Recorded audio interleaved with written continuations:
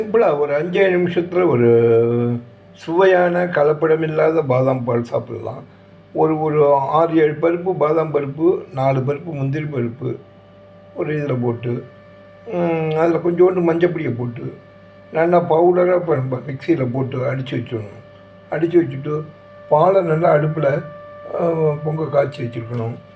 இப்போ இதை முதல்ல பவுடர் அடிச்சுப்போம். அதில் ஏலக்காய் பருப்பு ஒரு 4 பருப்பு வாசனைக்காக உரித்து போட்டுக்கணும்.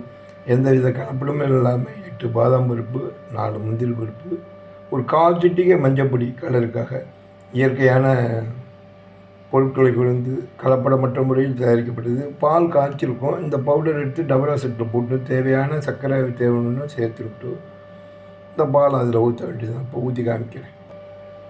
சத்தான சுவையான கலப்படமிட்ட பாதாம் பால் உடம்புக்கு மிகவும் நன்மை தரக்கூடியது. நாம் பண்ணி சிம்பிளாக ஆற்றுல பண்ணி சாப்பிட்லாம். உடம்புக்கு ஹெல்த்து. உங்களோட சஜஷனை எதிர்பார்க்குறேன். இது வரைக்கும் சப்ஸ்கிரைப் பண்ணாதவோ பண்ணுங்க.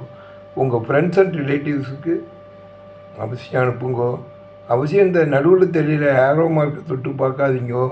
கீழே தெரிகிற இங்கிலீஷ் 2 வரி இருக்கும். அதை தொட்டெல்லாம் ஸ்க்ரீன் ஃபுல்லாக தெரியும்.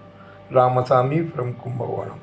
கலப்படம் இல்லாத பாதாம் பால் ஹோம் மேக் ப்ரிப்பேர்ட் பை எல்லாருக்கும் தெரிஞ்ச ஒன்று தான். கும்பகோணம் சமையல் ராமசுவாமி. தேங்க்யூ.